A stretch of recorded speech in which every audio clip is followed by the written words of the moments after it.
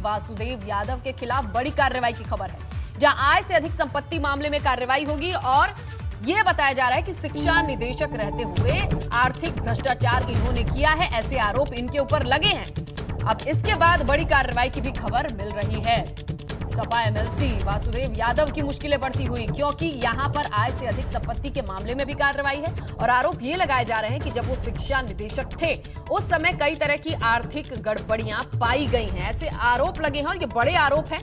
अब इन पर कार्रवाई की भी खबर मिल रही है। तो कुल मिलाकर लखनऊ से इस वक्त की बड़ी खबर, जहां सपा एमएलसी वासुदेव यादव की मुश्किलें बढ़ती हुई नजर आ रही हैं साफ तौर पे, जहां शिकंजा कसा जा रहा है। पहला मामला जहां आय से अधिक संपत्ति रखने का है, तो वहीं शिक्षा निदेशक रहते ये माना जा रहा है, ये आरोप लगाया जा रहा है कि इन्होंने कई तरह के वित्तीय गड़बड़ियों में, हेराफेरी में अपना हाथ लगाया है, काम किया है। अब देखते हैं किस तरह से इस पर आगे का एक्शन लिया जाता है। यूपी बोर्ड के सचिव और माध्यमिक शिक्षा विभाग के, बेसिक शिक्षा विभाग के डायरेक्टर भी रह चुके हैं, तो शिक्षा महकमा संभालते हुए ये अब आरोप लगाया जा रहा है कि इन्होंने कई तरह की आर्थिक गड़बड़ियां भी की थी, भ्रष्टाचार में शामिल होने के बड़े आरोप लगे हैं। 100 करोड़ रुपए से भी अधिक की अवैध संपत्ति अर्जित करने का आरोप है। बैकग्राउंड की बात करें तो यूपी बोर्ड माध्यमिक शिक्षा से लगाए जो बड़े पद थे उसका दुरुपयोग करते हुए कई तरह की आर्थिक गड़बड़ियों में इनके हिस्सेदारी का आरोप है। मुलायम और अखिलेश के बेहद करीबी माने जाते हैं और ऐसे में रिटायरमेंट के बाद वासुदेव के 2 साल एक्सटेंशन पर भी हाईकोर्ट की तरफ से तलखी थी। वासुदेव के परिवार पर बेनामी संपत्ति बनाए जाने का भी आरोप है। हाईकोर्ट ने जब 24 जनवरी 2014 को इनकम टैक्स विभाग से ये पूरे मामले पर तलब किया, तो हाईकोर्ट ने अखिलेश सरकार को इस मामले में जवाब तलब करने के लिए भी जिम्मेदार बताया, जहां कई इस तरह के बड़े आरोप लगते हुए नजर आ रहे हैं और अब कार्रवाई की भी खबर मिल रही है। किस तरह की कार्रवाई हो सकती है, कैसे अपडेट्स हैं, चलिए हम सीधा रुख करते हैं हमारे सहयोगी मोहम्मद मोइन का, जो इस वक्त प्रयागराज से मौजूद है। उनसे जानकारी लेते हैं कि मोइन, अब जिस तरह से इस पूरे मामले को सामने देखा जा रहा है, ये मान के चले कि एक्शन लिया जाएगा, एक्शन किस तरह का हो सकता है, किस तरह की कार्रवाई हो सकती है, क्या जानकारी? देखिए, वासुदेव यादव जब अखिलेश यादव राज में कई महत्वपूर्ण पदों पर थे, तभी उन पर गंभीर आरोप लगे थे। उस वक्त वो कई विभागों के, माध्यमिक शिक्षा और बेसिक शिक्षा विभाग में डायरेक्टर के पद पर थे। इसे लेकर इलाहाबाद हाईकोर्ट ने गंभीर नाराजगी जताई थी। इसके साथ साथ एक दागी अफसर को 2 साल का एक्सटेंशन दिए जाने पर भी नाराजगी जताई गई थी और मामला इलाहाबाद हाईकोर्ट तक गया था। हाईकोर्ट में यह आरोप लगाया गया था कि वासुदेव यादव ने अपने पद पर रहते हुए, अपने पद का दुरुपयोग करते हुए 100 करोड़ रुपए से ज्यादा की काली कमाई की है। इलाहाबाद हाईकोर्ट ने इनकम टैक्स डिपार्टमेंट को वासुदेव यादव और उनके पूरे परिवार की आय की जांच करने के आदेश दिए थे।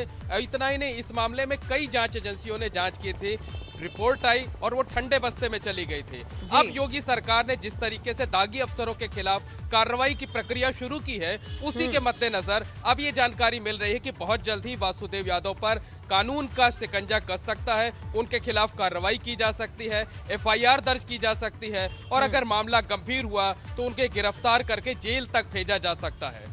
बिल्कुल मोइन, ऐसे में मुश्किलें बढ़ती नजर आ रही हैं। कहीं से कोई पैच नहीं बचता है, कोई लूप होल नहीं बचता है जहां से वो बचते हुए नजर आए। इस पूरे मामले में अगर एक्शन लिया जाता है तो कहीं भी उनके लिए कोई स्कोप दिखाई तो नहीं देता है। जी बिल्कुल, देखिए, वासुदेव यादव के खिलाफ कई बहुत महत्वपूर्ण सबूत हैं जो कि ये बताते हैं कि उन्होंने अवैध तरीके से काली कमाई की थी। जैसे अकेले प्रयागराज जिले की बात करें तो प्रयागराज जिला जो कि उनका होम टाउन है, अकेले एक सोराव तहसील में उनकी पत्नी के नाम से 3-4 सालों के अंदर 17 प्रॉपर्टी खरीदी गई थी। कोर्ट ने यही पूछा था इनकम टैक्स डिपार्टमेंट से कि आप उनकी आमदनी की जांच करिए और उनसे ये पता लगाने की कोशिश करिए कि आखिर कुछ ही सालों में 17 बड़ी प्रॉपर्टियां कैसे खरीदी गई। वासुदेव यादव ने खुद अपने नाम पर एक संस्था बना रखी है। उस संस्था द्वारा कई इंटर कॉलेज और डिग्री कॉलेज संचालित किए जाते हैं, गौशालाओं का संचालन किया जाता है। तो जाहिर सी बात है, कई बड़ी कोठियां भी शहर के बहुत पॉश इलाके, जॉर्जटाउन इलाके में जो है उन्होंने खरीद रखी हैं। तो कोर्ट का शिकंजा लगातार कसता जा रहा है। हालांकि मामला भी कोर्ट में पेंडिंग है, लेकिन सरकार अब इस मामले में सख्त कार्रवाई करने के मूड में आ गई है। ये बताइए, जो पुराने मामले हाईकोर्ट का भी जिक्र कर रहे हैं आप, उन मामलों में किस तरह की कार्रवाई और कब से चीजें चली आ रही हैं? क्या उधर से कुछ एक्शन या कोई अपडेट नहीं आती रही? जाहिर तौर पर अब सरकार का हस्तक्षेप है।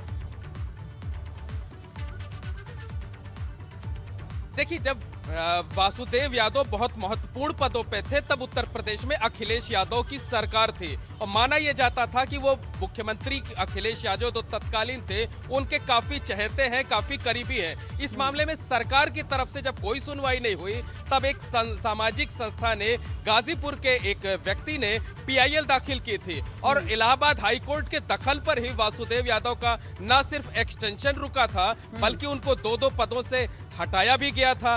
एक पद पर रखा गया था, दूसरे पद पर दूसरे अधिकारी की नियुक्ति की गई थी और हाईकोर्ट के दखल पर ही जांच शुरू हुई थी। तो वो जो जांच निकली, जांच शुरू हुई, उसके जो नतीजे थे वो अभी तक ठंडे बस्ते में पड़े हुए थे और उम्मीद ये जताई जा रही है कि अब जल्द ही वासुदेव यादव और उनके परिवार पर शिकंजा कस सकता है। जैसे हमने देखा कि आजम के लिए विरोध प्रदर्शन कर रहे हैं कि उन्हें बाहर निकाला जाए। कहीं ऐसा तो नहीं है कि अब वासुदेव भी उसी कड़ी में शामिल हो जाएंगे और एक एक करके परतें खुलती चली जाएंगी कई और केसेस की?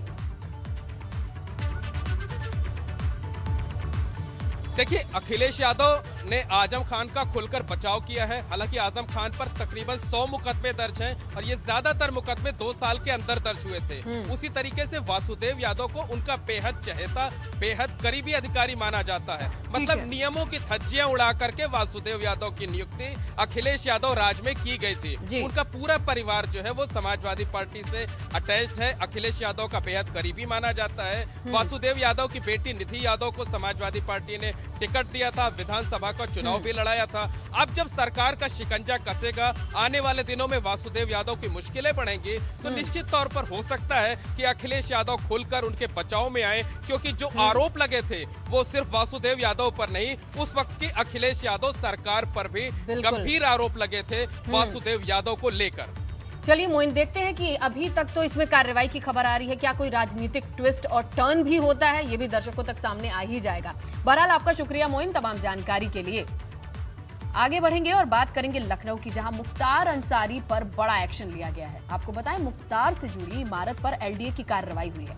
LDA ने मुख्तार की अवैध निर्माण पर बुलडोजर चलाया है, जिसकी तस्वीरें सुबह से आप ABC गंगा पर देख सकते हैं कि किस तरह से जोन 6 हजरतगंज में ये ध्वस्तीकरण का काम टीम कर रही है। सुबह सुबह ये प्राधिकरण ने कार्रवाई शुरू कर दी है। ये अवैध निर्माण है जिस पर LDA का बुलडोजर चला है। हजरतगंज जोन 6 की ये तस्वीरें हैं, जिसे देखिए किस तरह से अवैध निर्माण को ध्वस्त किया जा रहा है। मुख्तार को पंजाब से उत्तर प्रदेश लाने की कवायद जहां कोर्ट में चल रही है, फैसला सुरक्षित है।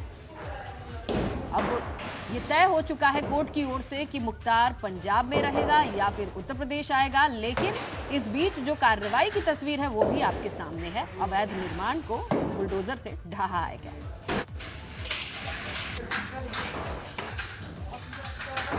मुख्तार अंसारी पंजाब की जेल से उत्तर प्रदेश आने से बच रहा है, तो वहीं दूसरी तरफ योगी सरकार की कार्रवाई लगातार मुख्तार अंसारी और उसकी अवैध संपत्तियों पर जारी है। लगातार हथौड़ा चल रहा है, बुलडोजर चल रहा है। ऐसे जो माफिया हैं उनकी अवैध संपत्तियों पर तस्वीर आपको हम दिखा रहे हैं। लखनऊ के हजरतगंज में साहू सिनेमा के बिल्कुल बगल में ये रानी सल्तनत बिल्डिंग है, जिस पर ये जो 3rd फ्लोर है ये पूरी तरह से अवैध तरीके से बिना नक्शा पास कराए बनाया गया था। मुख्तार अंसारी ने इस पूरे फ्लोर पर कब्जा किया हुआ था। अपने दम पर, दबंगई पर, गुंडाई के बल पर उसने ये पूरा फ्लोर बनाया था। LDA ने जब पूरे कागज देखे तब इसका नक्शा भी नहीं पास था और आज सुबह तकरीबन 6:15 बजे के आसपास LDA की जो टीम है जो इस तरह के ध्वस्तीकरण का काम करती है वो यहाँ पहुँची और अब इस पूरे 3rd फ्लोर को जो अवैध तरीके से बना है, बिना नक्शा पास कराए बनाया गया है, इस पर हथौड़ा चल रहा है। सामने देखिए कैसे ये जो मजदूर है हथौड़े से इस पूरे इस जो फ्लोर है 3rd फ्लोर की ये जो दुकानें हैं इनको नेस्ता नाबूद कर रहे हैं। इधर भी आपको दिखाएं तो लगातार ये जो कार्रवाई है वो की जा रही है और क्लियर मैसेज है सरकार की तरफ से कि जिसने भी अवैध तरीके से प्रॉपर्टी बनाई है संपत्तियां अर्जित की हैं उन्हें बख्शा नहीं जाएगा, हथौड़ा चलेगा ही चलेगा। और आज ये लखनऊ का हजरतगंज इलाका यानी हार्ट ऑफ द सिटी कहलाता है और यहाँ देखिए ऊपर से भी ड्रिलिंग की जा रही है, पूरी छत को गिराया जा रहा है और यही संदेश दिया जा रहा है कि जो भी बाहुबली है, माफिया है, उन पर कोई मुरव्वत सरकार नहीं करने वाली। कैमरा सहयोगी मेहदी हसन के साथ अनुभव शुक्ला, एपी गंगा, लखनऊ। बड़ी खबर का रुख करेंगे जो देहरादून से है। देहरादून की खबर है जहां उत्तराखंड भाजपा की कोर कमेटी की बैठक आज है। ऑब्जर्वर के तौर पर रमन सिंह देहरादून पहुंच रहे हैं। प्रदेश प्रभारी दुष्यंत गौतम भी साथ में मौजूद है और बीजापुर सेफ हाउस में ये बैठक आयोजित है जहां पर ये बैठक होनी है। उत्तराखंड भाजपा में आज राजनीतिक जो हलचलें हैं वो तेज देखने को मिलेंगी। अटकलबाजियों के बीच कमेटी की बैठक भी है। चलिए जानने की कोशिश करते हैं कि इस बैठक के क्या मायने हैं, क्या कुछ निकल कर आएगा और किन पॉइंट्स के मद्देनजर इस मीटिंग को ऑर्गेनाइज किया गया है। हमारे ब्यूरो चीफ अजीत राठी इस वक्त फोन लाइन पर मौजूद हैं। अजीत, ये बताइए कि क्या बुलेट पॉइंट रहेंगे, किन किन चीजों को देखते हुए इस मीटिंग को ऑर्गेनाइज किया गया है, कब तक होगी ये मीटिंग? जो राष्ट्रीय उपाध्यक्ष हैं रमन सिंह, जो छत्तीसगढ़ के पूर्व मुख्यमंत्री हैं वो, और जो उत्तराखंड के प्रभारी हैं दुष्यंत कुमार गौतम, वो भी राष्ट्रीय उपाध्यक्ष हैं। तो दोनों ही राष्ट्रीय नेता हैं, दोनों ऑब्जर्वर बनकर यहाँ उत्तराखंड पहुंचने वाले हैं और इस समय उनकी लैंडिंग जोलीग्रांट एयरपोर्ट पर हो गई है और थोड़ी देर में देहरादून पहुंचेंगे, सेफ हाउस जाएंगे, वहां पर कोर कमेटी की बैठक होगी जो राज्य अतिथि गृह है वहां पर। तो इसके अलावा चूंकि ये सामान्य सी एक घटना हो सकती है कि राष्ट्रीय नेता आए और वो कोर ग्रुप की बैठक करें, लेकिन सवाल ये उठ रहा है कि इतनी अटकलबाजियों के बीच दोनों राष्ट्रीय नेताओं का यहाँ पहुंचना और सीएम को विधानसभा सत्र से बुलाकर कोर कमेटी में शामिल करना, चूंकि कोर कमेटी 2 दिन बाद भी हो सकती थी, इसकी ऐसी कोई बहुत जल्दबाजी नहीं थी। तो जिस तरह से भारतीय जनता पार्टी की मीटिंग के शेड्यूल लगे हैं उसे लेकर के यहाँ पर तमाम तरह की अटकलें लगाई जा रही हैं, क्योंकि पहले से यहाँ पर राजनीतिक तौर पर माहौल बेहद गर्म रहता है और बीच में आप देखते भी रहते होंगे, हमने एबीपी गंगा के दर्शकों को कई बार दिखाया भी है। तो कई तरह की चीजें अपने आप ही उभर कर आ रही हैं। भारतीय जनता पार्टी के भीतर एक अजीब सा माहौल, अजीब सा सन्नाटा पसरा हुआ है। लोग मतलब कानाफूसी कर रहे हैं, खुलकर कोई बोलने को तैयार नहीं है। और अभी हम भारतीय जनता पार्टी के जो प्रतिनिधि हैं, जो पदाधिकारी हैं, वो समय भी बताने के लिए तैयार नहीं कि कोर कमेटी कितने बजे शुरू होने वाली है। हालांकि आधे घंटे में वो सेफ हाउस पहुंच जाएंगे और उसके बाद ही शायद कार्रवाई शुरू होगी। इसमें कोई बड़ी बात भी नहीं होगी कि अगर ये मीटिंग कई अहम मुद्दों को लेकर, कई आमूलचूल परिवर्तन को लेकर भी हो, लेकिन बताया तो यही जाएगा कि ये तो सामान्य सी बैठक थी। लेकिन आप सही कह रहे हैं कि ये बजट सत्र के बीचों बीच इस तरह से राष्ट्रीय नेताओं का आना ऑब्जर्वर बनकर क्या इशारा करता है ये? जी देखिए, मैं स्नेहलता मैं यही अपने एबीपी गंगा के दर्शकों को बताना चाहता हूं कि जिस तरह से ये साधारण बैठक होने का दावा किया जा रहा है, ये उतनी साधारण बैठक है नहीं है। साधारण परिस्थितियों में बैठक हो रही है। एक तरफ 300 किलोमीटर दूर सत्र चल रहा है गैरसैंण में और दूसरी तरफ राष्ट्रीय नेता देहरादून में आकर, और इसके बीच में मैं एक चीज और बताना चाहूंगा कि कुछ विधायकों ने कल दिल्ली में भी बड़े नेताओं से मुलाकात की है। भारतीय जनता पार्टी के कुछ विधायक दिल्ली में गए थे, तो उनको भी रात में ये कहा गया है कि आप वापस देहरादून जाइए, और दोनों लोग वहां पर पहुंच रहे हैं। तो वो कोर कमेटी की मीटिंग होगी और उनसे तो ये कहा गया है कि आगे के जो पार्टी के प्रोग्राम हैं, जो चिंतन बैठक होनी है, जो तमाम दूसरी जो गतिविधियां भारतीय जनता पार्टी की होनी है, उनको लेकर कोर कमेटी में ये मशवरा किया जाएगा। लेकिन अब जिस तरह के हालात यहाँ पैदा हो रहे हैं, मतलब जो एक सर्कमटेंशियल चीजें होती हैं कि परिस्थिति जन्य चीजें उभर कर आती हैं, और भारतीय जनता पार्टी के भीतर खुद भी एक ऐसा माहौल क्रिएट हुआ है जिससे लोगों को सवाल उठाने का मौका मिल रहा है। जी बिल्कुल बिल्कुल अजीत, ये तो कहिए कि बड़ी पार्टी है कि चीजें अंदर से बाहर शायद ही लीक हो, लेकिन ये तो साफ तौर पे है कि सब कुछ ठीक नहीं है। कुछ ना कुछ हलचल तो चल रही है, आज नहीं कल पता तो चलेगी। बहरहाल देखते हैं क्या होगा। आपका शुक्रिया अजीत तमाम जानकारी के लिए। देहरादून में आपात स्थिति कह सकते हैं, क्योंकि एक तरफ बजट सत्र चल रहा है और इसी बीच राष्ट्रीय नेताओं का ऑब्जर्वर बन के आना।